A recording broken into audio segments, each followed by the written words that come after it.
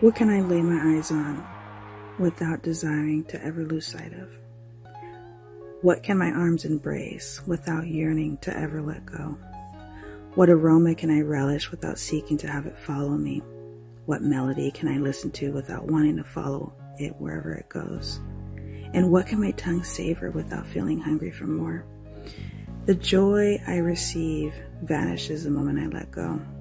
I long for pleasures to be endless. Only when they remain will I be invariably satisfied. Am I dependent upon my senses? Why can't they be dependent upon me? When has something so powerful given something so meaningless the authority to yield its own happiness? Living a life that seeks to satisfy eternal desire, what temporal pleasures bears fruit to death? What good can anything be if we are only left with wanting more after it's given?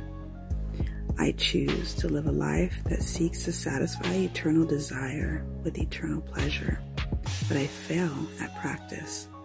Why do we easily fear that these lasting pleasures are enough for our temporal desires? If I can be eternally satisfied, wouldn't that be inclusive of today?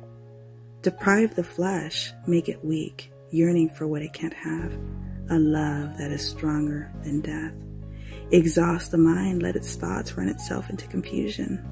It will never understand the power of eternal life.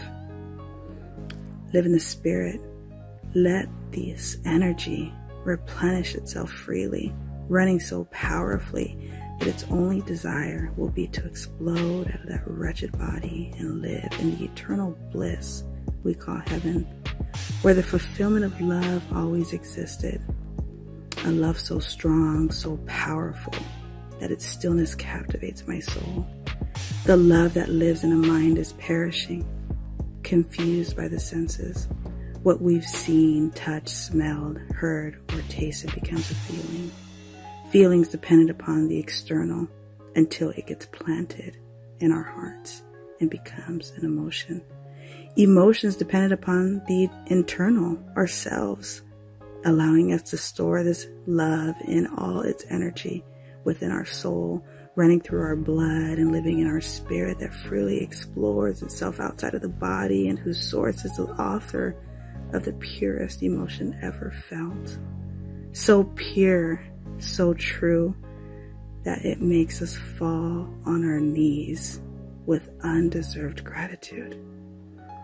This gives us the ability to see, touch, smell, hear, and taste what true love really is. The only love I ever want to give.